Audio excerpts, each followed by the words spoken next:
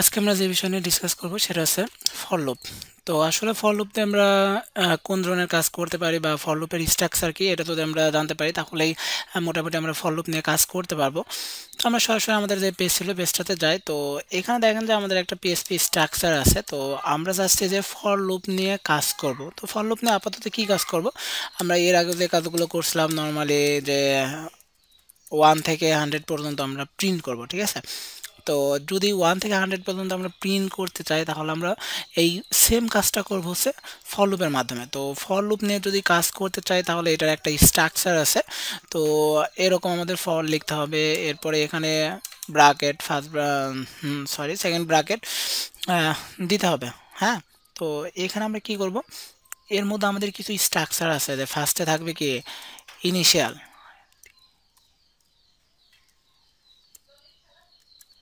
ঠিক আছে, তো আমি এখানে ইনিশিয়ালাইজেশন আর লিখলাম না, শুধু ইনিশিয়াল লিখলাম। তো এখানে দেখেন যে ফার্স্ট আমাদের কি থাকবে ইনিশিয়ালাইজেশন, এরপরে থাকবে কন্ডিশন, এরপরে থাকবে ইনক্রিমেন্ট অথবা ডিক্রিমেন্ট। ওকে, তো আমরা যদি ফর লুপ নিয়ে কাজ করতে চাই, ফর লুপের মধ্যে এই তিনটা জিনিস আমাদের মাস্ট বি লাগবেই, যে একটা ইনিশিয়াল ভ্যালু থাকতেই হবে বা ইনিশিয়ালাইজেশন থাকতে হবে, এরপরে থাকবে কি কন্ডিশন, একটা কন্ডিশন মাস্ট বি থাকতেই হবে, এবং ইনক্রিমেন্ট অথবা ডিক্রিমেন্ট থাকবে। তো আমরা যখন ফর লুপ নিয়ে কাজ করব তখন যদি মনে করি যে আমাদের এখানে ইনিশিয়ালাইজেশন নাই বা আমরা যদি ভুল করে ইনিশিয়ালাইজেশন না দিই তাহলে কিন্তু কাজ করা যাবে না। তো আপাতত এতটুকু মনে রাখলেই হবে যে আমরা যদি ফর লুপ নিয়ে কাজ করতে চাই এখানে মাস্ট বি ইনিশিয়ালাইজেশন বা ইনিশিয়াল ভ্যালু লাগবেই, এরপরে কন্ডিশন থাকবে, এরপরে ইনক্রিমেন্ট অথবা ডিক্রিমেন্ট। এবং দেখেন এই তিনটা জিনিসই কিন্তু আমাদের যে ফর লুপের যে ফার্স্ট ব্র্যাকেট, স্টার্ট এবং এন্ড এর মধ্যেই আছে। ঠিক আছে, তো আমাদের এই জিনিসগুলো একটু মনে রাখতে হবে। তো আমরা যদি নর্মালি এই কাজটাই করতে চাই 1 থেকে 100 পর্যন্ত প্রিন্ট করব ফর লুপের মাধ্যমে। ঠিক আছে, তো এখানে দেখেন যে আমাদের ইনিশিয়াল ভ্যালু কত হবে, এই যে আমরা শুরু করছি 1 থেকে, তাহলে আমাদের ইনিশিয়ালাইজেশন বা ইনিশিয়াল ভ্যালু হবে 1।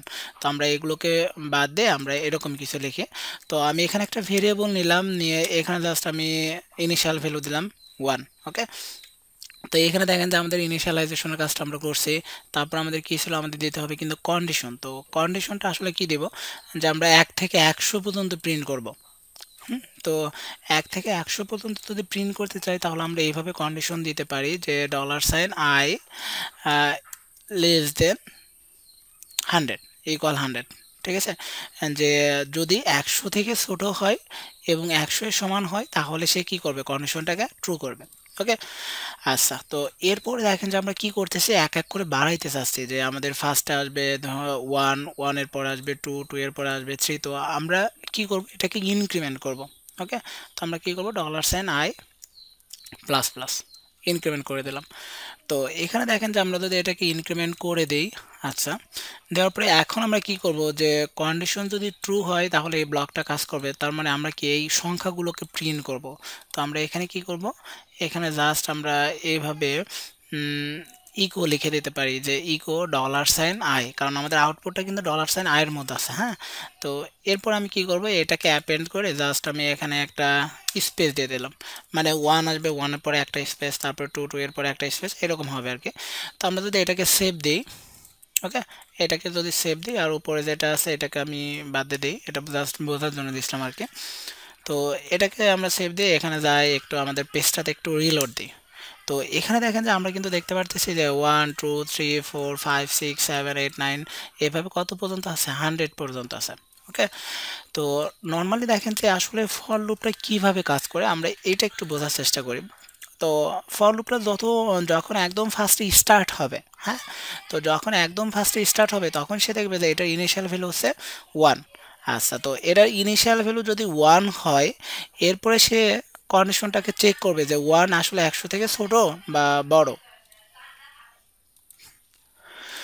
ওকে, তো এখানে দেখেন কি হবে, সে কন্ডিশন চেক করবে যে 100 থেকে ছোট কিনা। ওকে, তো অবশ্যই 100 থেকে ছোট। তো এরপরে আসলে সে কিন্তু ইনক্রিমেন্ট করবে না, কি করবে, আগে কন্ডিশন চেক করবে, যদি কন্ডিশন ট্রু হয় তাহলে সে এই কোডটাকে এক্সিকিউট করবে, মানে 1 একবার প্রিন্ট করবে। ওকে, তো যখনই 1 প্রিন্ট করলো তখন $i এর ভ্যালু কত? অবশ্যই 1। যদি 1 হয় তারপরে কি করবে, সে ওইটাকে ইনক্রিমেন্ট করবে, মানে আগে এর মধ্যে 1 থাকলে তার সাথে 1 যোগ করবে, তার মানে 1 + 1 হবে কত? 2। তারপরে সে এখানে চেক করবে যে 2 আসলে 100 থেকে ছোট কিনা। যদি ছোট হয় সে আবার প্রিন্ট করবে। প্রিন্ট করার পরে এটার ভ্যালু হবে কত? অবশ্যই 2 হবে। ওকে, তো এটার ভ্যালু যদি 2 হয় তারপরে সে লুপটা যখন আবার ঘুরবে তখন সে কি করবে, এই আউটপুটের সাথে 1 যোগ করবে, মানে 2 এর সাথে 1 যোগ করে হবে কত? 3। যদি 3 হয় তাহলে সে এখানে আবার চেক করবে যে 3 আসলে 100 থেকে ছোট কিনা। যদি ছোট হয় তাহলে সে আবার প্রিন্ট করবে। তার মানে আমরা এতটুকু বুঝতে পারতেছি আমাদের যে ইনিশিয়াল ভ্যালুটা আছে এটা লুপটা যখন ফার্স্ট স্টার্ট হবে তখনই কিন্তু সে এই ইনিশিয়াল ভ্যালুটা কাউন্ট করে, কিন্তু লুপটা একবার ঘোরার পরে কিন্তু আমাদের এই ইনিশিয়াল ভ্যালু আর চেক করে না। ওকে, তো আমরা যদি এটা বুঝি তাহলে আমরা একটু রান করে দেখি, তাহলে দেখব যে আমাদের আউটপুটটা ঠিকঠাকই দেখাচ্ছে। এখন ব্যাপারটা হচ্ছে যদি আমরা এটাকে একটু উল্টো করতে চাইতাম আর কি, যে এখন আমরা কি করছি 100 থেকে 1 থেকে 100 পর্যন্ত প্রিন্ট করছি, তাই না? 1 থেকে 100 পর্যন্ত আমরা প্রিন্ট করছি এভাবে। তো আমরা যদি এরকম প্রিন্ট করতে চাইতাম যে এটা হবে 100, এটা হবে 99, এটা হবে 98, এটা হবে 97, এভাবে আর কি, যে 100 থেকে 1 পর্যন্ত যদি আমরা প্রিন্ট করতে চাইতাম তাহলে আসলে আমরা কি করতাম। তো যদি আমরা 100 থেকে 1 পর্যন্ত প্রিন্ট করতে চাই তাহলে দেখেন যে আমরা শুরু করতে চাচ্ছি কত থেকে? 100 থেকে, তাই না? তো সেক্ষেত্রে আমাদের ইনিশিয়াল ভ্যালুটা হবে 100। তো এখানে যদি আমরা ইনিশিয়াল ভ্যালু দিই 100, ওকে, এখন দেখেন সে কত পর্যন্ত প্রিন্ট করবে, কত পর্যন্ত? 1 পর্যন্ত, তাই না? তো আমরা এখানে একটু এরকম দিয়ে দিতে পারি এবং কন্ডিশনটাকে উল্টাইয়ে দিব।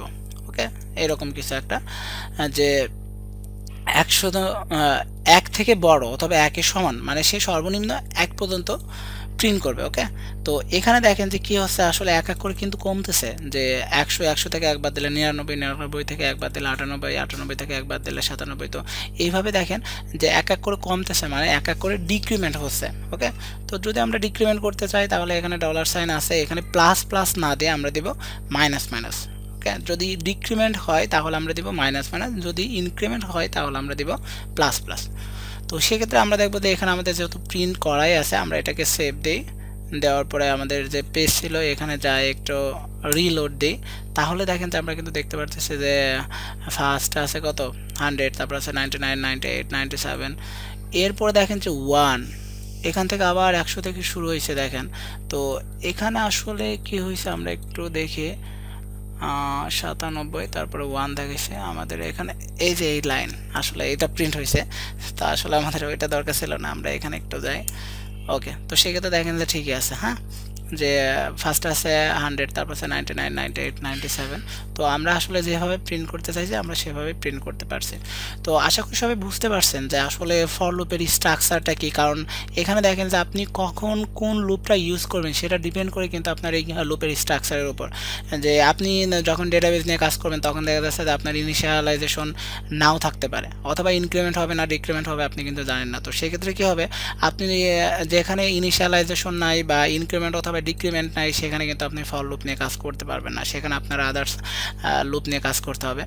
তো নর্মালি দেখেন যে আমরা যদি এই স্ট্রাকচারটা একটু ভালো করে বুঝি বা লুপগুলো আসলে কিভাবে কাজ করে এই জিনিসগুলো যদি আমরা একটু ক্লিয়ার করতে পারি তাহলে কিন্তু আমরা প্রোগ্রামিংয়ের বিষয়ে একটু এক্সপার্ট হতে পারবো। তো ঠিক আছে, সবাইকে ধন্যবাদ জানিয়ে শেষ করছি। আল্লাহ হাফেজ।